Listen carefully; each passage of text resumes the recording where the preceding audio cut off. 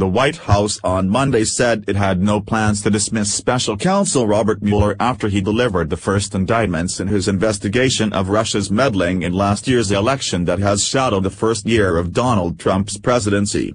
Press Secretary Sarah Huckabee Sanders said the charges brought against former Trump campaign chairman Paul Manafort and 2 other ex-aides have nothing to do with the president, adding that most of the alleged crimes took place before the 2016 campaign. Advertisement echoing the president, Huckabee also deflected attention to Hillary Clinton's losing campaign and Democrats' funding of opposition research that produced a dossier of explosive accusations about Trump's ties to Moscow, arguing that was where the focus should be. The real collusion scandal, as we've said several times before, has everything to do with the Clinton campaign, Sanders said. While it hit Clinton, the White House did not criticize Mueller, even as a few voices on the right wing, including the Wall Street Journal editorial board, have called for him to be fired or resign over the Trump dossier. Sanders sought to downplay the possibility that Trump will take any drastic measures in order to end the special counsel investigation, though she also declined to rule them out. There is no intention or plan to make any changes in regards to the special counsel, Sanders said when asked if Trump is considering firing Mueller. She stopped short of taking presidential pardons for Manafort and Richard Gates, a second Trump official indicted on Monday, off the table, saying, "I think we should let the process play through before we start looking at those steps." Democrats on Capitol Hill voiced heightened concerns Monday that Trump will axe Mueller, who was tapped to lead the Russia probe after the president fired James Comey as FBI director. The president must not under any circumstances in any way interfere with the special counsel's work. If he does, Congress must respond swiftly, unequivocally and in a bipartisan way to ensure that the investigation continues, Senate Minority Leader Charles Schumer, DNY, said on the Senate floor.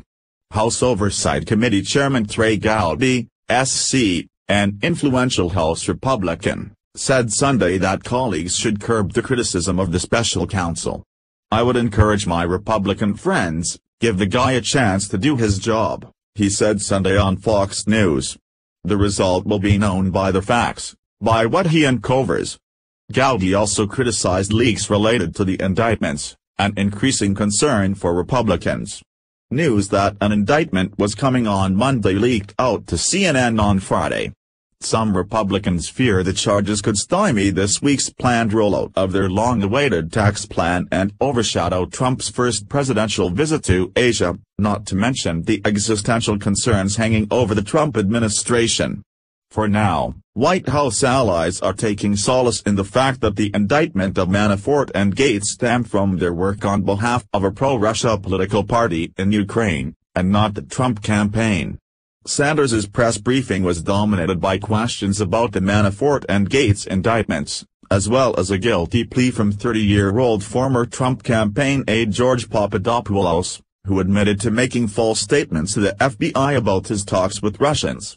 It is possible that Papadopoulos could offer testimony to investigators that could be used against other campaign officials. Sanders downplayed Papadopoulos's role on the campaign, calling him a volunteer who served on an advisory committee that met just one time. The aide said he was in touch with a Russian academic in April 2016 who promised dirt on Clinton based on the contents of her emails, months before the Russian hack of Clinton campaign chairman John Podesta's emails became public.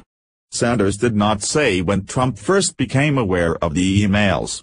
Papadopoulos also tried to arrange a meeting between campaign officials and Kremlin representatives. A higher-ranking campaign official encouraged Papadopoulos to meet with the academic in Russia to find out more if feasible, according to a court document unsealed Monday. But Sanders appeared to contradict that claim, saying any actions that he took would have been on his own. When pressed on the conversation detailed in the court document, Sanders replied that she was not aware of that conversation, "So I can't speak to that." Trump and his advisers have repeatedly attempted to distance the president from Manafort, who led his campaign between May and August 2016. Media outlets have reported on allegations of Manafort's corrupt financial practices for well over a year, raising questions about Trump's decision to hire him.